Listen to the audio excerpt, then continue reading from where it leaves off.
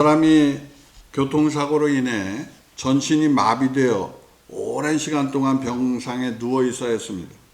자신의 몸이 더는 자기 것이 아닌 것 같고 오랫동안 누워 있다 보니 자신이 마치 고깃덩이와 같다 하는 생각을 했다고 합니다. 그는 수차례 죽음을 결심한 만큼 깊은 절망에 빠져 있었습니다. 그러던 어느 날 그는 입에 붓을 물고 그림을 그리기 시작했어요. 처음에는 얼굴 근육으로 붓을 움직일 때 너무 힘들었다는 것입니다. 몇 번이고 붓을 내던지며 포기하고 싶었다고 합니다. 그를 위로하려는 말조차 함부로 건넬 수 없을 만큼 그의 고통은 형연하기 어려웠던 것입니다. 근데 그가 이렇게 고백했습니다. 저는 하나님께 감사드립니다. 생명이 있다는 것, 그리고 작지만 무엇인가를 제 힘으로 할 수 있다는 것만으로도 하나님께 감사드립니다. 그의 말에는 억지가 없었고 얼굴에는 진정한 감사와 평안이 담겨 있었습니다. 누군가 그에게 소원이 무엇이냐 물었을 때 그는 이렇게 말했습니다.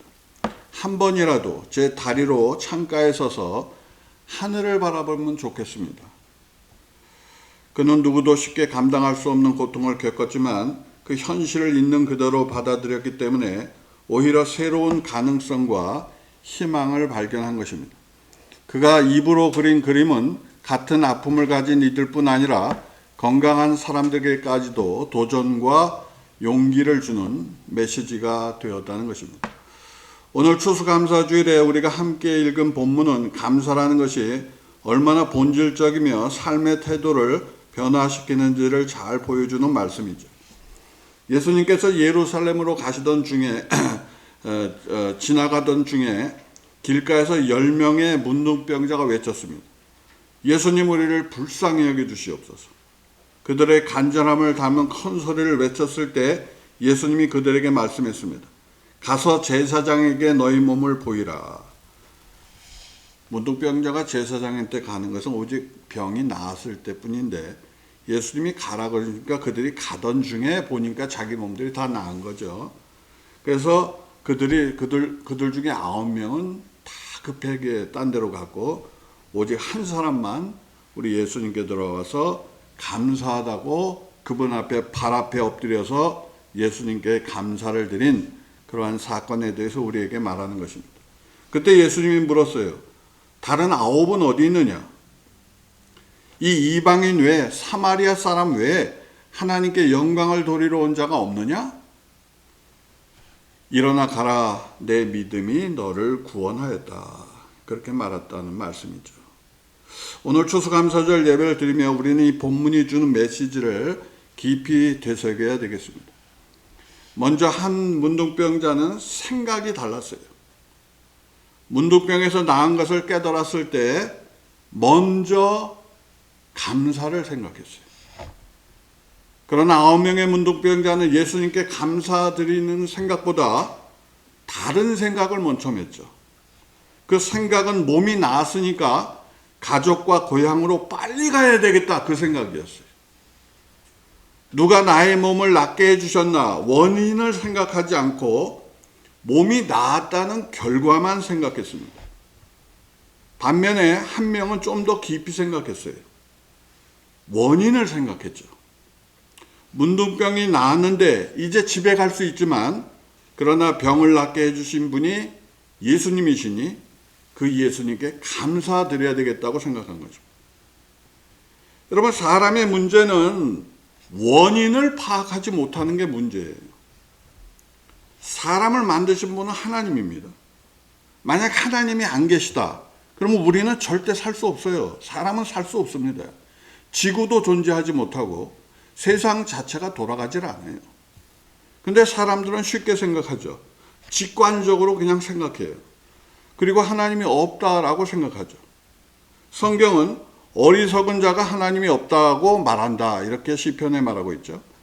정말 세상은 어리석은 사람들로 가득한 거죠. 데니엘 카너먼이라고 하는 사람은 직관과 심사숙고를 구분했어요. 저 1차적인 생각, 곧 즉각적인 반응이 나오는 생각이 있고 2차적인 생각, 곧 심사숙고라고 하는 고차적인 생각을 구분했어요. 우리는 직관적인 생각만 하는 것이 아니라 심사숙고, 곧 깊이 생각하고 반응하는 사람이 되어야 된다는 것입니다. 그래서 깊이 생각하면 감사할 거리가 생기는 거죠. 세상의 전문가를 보십시오. 심사숙고하는 사람들이죠. 직관으로 뇌피셜로 반응하기보다 원인을 생각하죠. 성경에 보면 깊은 생각을 한 사람들과 얕은 생각을 한 사람들이 많이 나누어지는데, 깊은 생각을 한 사람들 중 한 사람이 다니엘이라는 사람이에요. 그는 바벨론에 포로로 잡혀갔지만 하나님 앞에서 경건하게 살기 위해 음식을 거절했습니다. 왕이 먹고 마시는 음식 대신 성경의 말씀을 따라 육류를 피하는 식사를 했어요. 그렇게 경건함을 유지함으로 하나님이 주시는 환상들을 본 사람이 다니엘입니다. 우리가 차를 타고 가다가 질주족들을 보여요. 간혹 가다 보면 어떤 사람이 막 앞에 가고 뒤에 가고 막 그래요. 그러면 야, 뒤에 가면서 저 사람들 왜 저러냐 걱정하죠.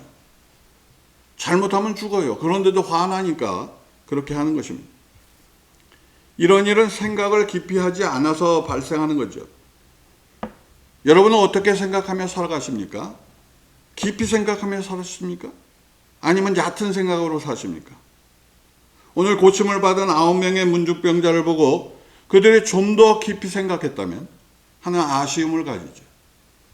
좀 더 깊이 생각하고 예수님께 먼저 감사드렸다면 몸이 나은 것인 둘째치고 죽은 후에도 영생의 길이 열렸을 거예요. 그런데 9명은 얕은 생각을 했죠. 당장 눈앞에 보이는 것만 생각했어요. 가족이 보고 싶다.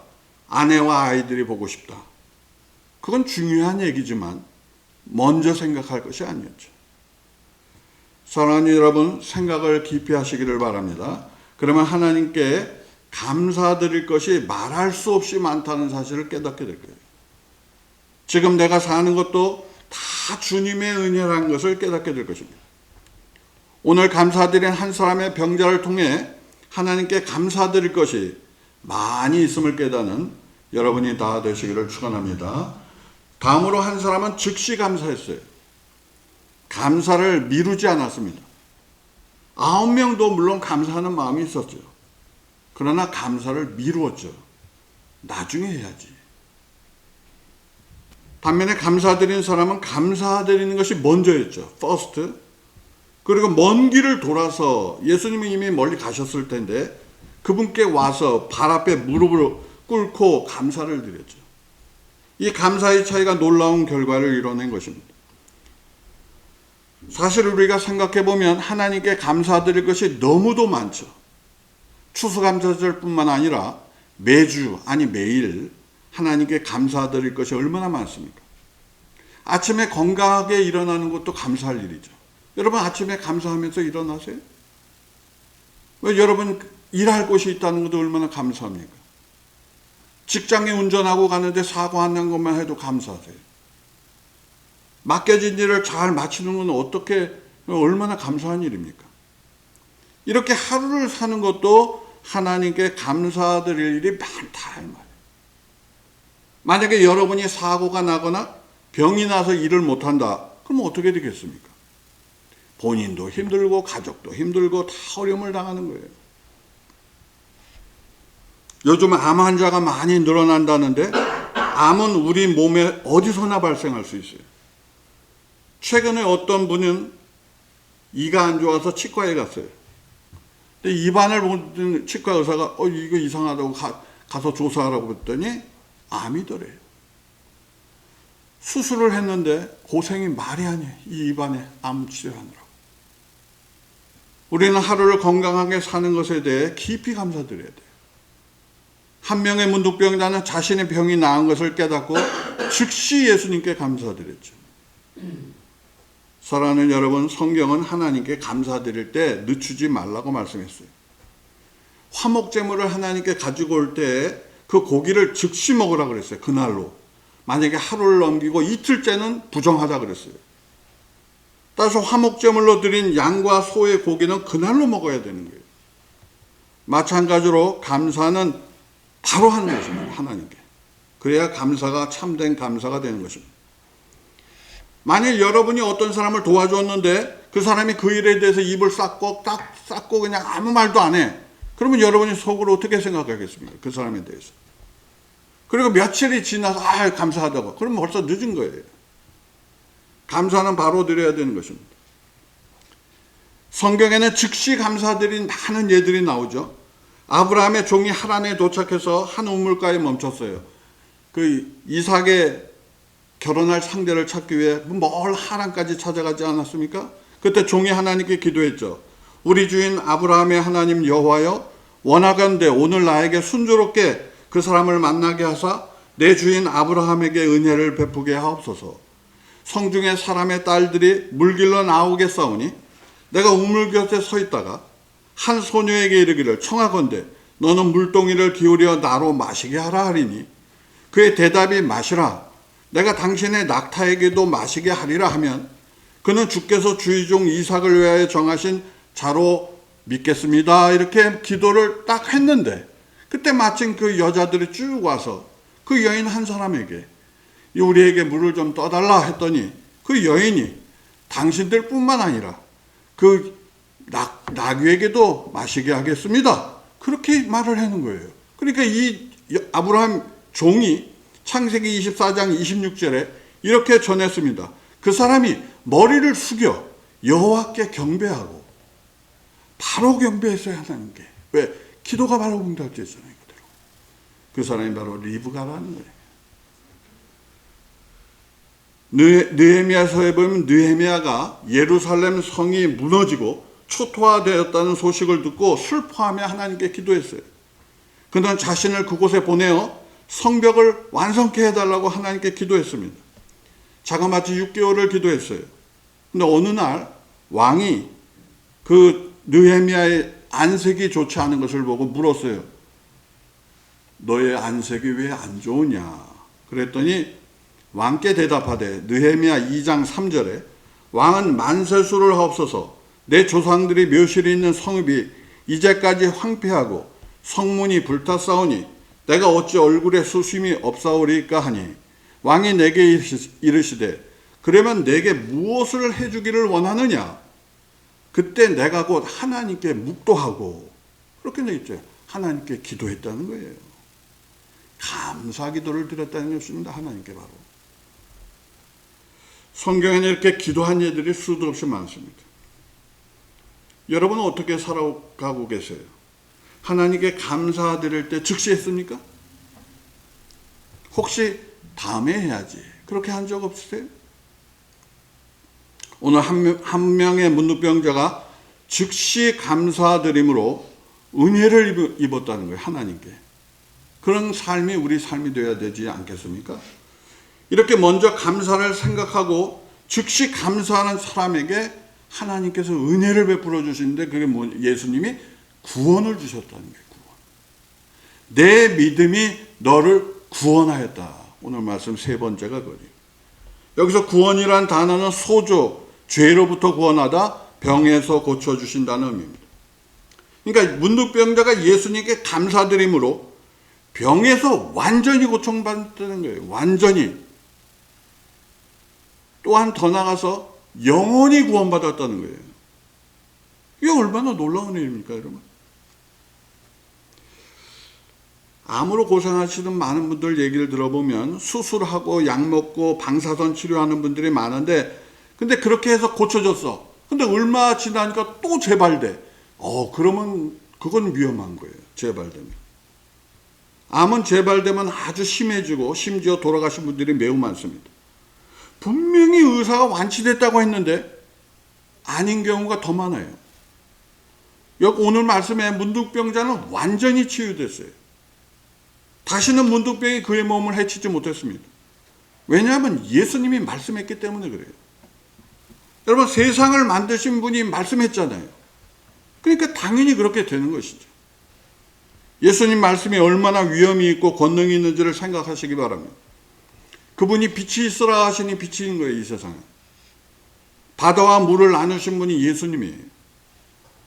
그분이 지금 내 믿음이 너를 구원하였다 하시니 구원받은 거예요. 그래서 예수님이 말씀하시면 물이 포도주가 되는 거고 죄가 사함받는 건 아니겠습니까? 예수님이 말씀하시니 죽은 자가 살아나는 거 아니에요? 예수님의 말씀은 능력입니다. 우리는 이 말씀 그대로 이루어지는 것을 보게 될 거예요. 내 믿음이 너를 구원하였다. 그러죠. 여러분의 믿음으로 예수님이 주시는 구원을 얻으시기를 축원합니다. 한 문둥병자는 문둥병이 나온 구원을 받았어요. 더 중요한 것은 예수님으로 인해 하늘의 문이 열린 거예요. 문둥병만 나은 것도 얼마나 감사한 일인데 영원히 구원받았다니 이게 얼마나 놀라운 일입니까? 9명의 사람은 그 영혼 구원을 받지 못했어요. 감사함을 잃었기 때문에. 예수님께서 십자가에 달리실 때 오른편에 달린 강도가 뭐라 그랬습니까? 예수님, 저를 기억해 달라고. 아무것도 아니잖아요. 지금 다 같이 죽는 거예요. 지금 다 같이. 근데 이 사람이 예수님께 뭐라고 말하면 주여, 당신의 나라가 임하실 때 저를 기억해 달라고. 그래서 그 사람 낙원 갔어요, 여러분. 구원이란 건 어려우면 어렵고 쉬우면 쉬운 거예요. 전유정 씨가 그 구원 받았대잖아요, 여러분. 죄를 짓고 죽어가던 사람이었음에도 불구하고 예수 이름을 부르니까 구원이 일어난 거예요, 여러분. 어떤 여인이 출산 때 이 소뇌가 손상이 되어 몸이 아주 부자유하게 됐어요. 10살이 넘어서야 밥숟가락을 가까스로 들었다는 거예요. 몸이 비틀려서 평생을 살아야 돼요. 그런 사람을 전도를 했어요. 그런데 그 사람이 교회는 나왔어. 근데 그의 마음에 불평이 가득했어. 하나님 왜 내 몸을 이렇게 만들었어요? 하나님 왜 내 몸을 이렇게 고통스러워야 돼요? 하나님 매일같이 원망했다, 교회 와가지고. 그리고 뭐라고 말했냐면 하나님이 계시면 나를 만나달라고 그랬대.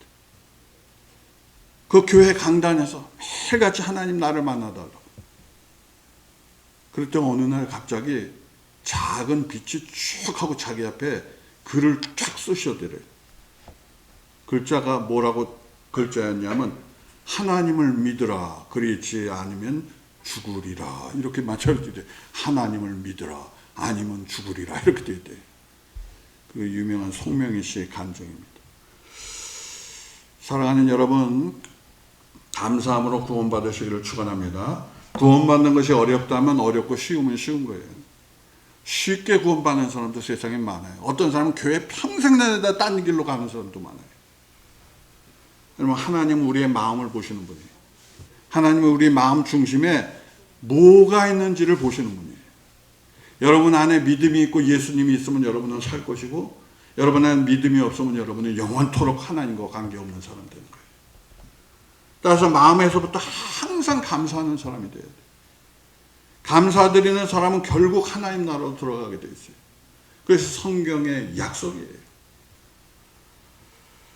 9명의 감사하지 않은 사람과 1명의 감사드린 사람에 대해서 오늘 말씀을 전해 주었는데 생각이 서로 달랐고 감사가 즉시 감사한 사람이 달랐고 그래서 구원이 일어나 버린 거예요. 아니 좀 더 명확하게 말해서 천국과 지옥이 갈라진 거예요. 죽음과 생명이 갈라진 거죠. 여러분이라면 어떤 선택을 하시겠습니까? 예수님께 감사드려서 영원한 천국으로 돌아가겠습니까? 아니면 감사를 잃어버리고 내 마음대로 살다가 영원한 지옥으로 떨어지겠습니까? 선택은 여러분이 하는 거예요. 누구도 해줄 수 없어요, 여러분.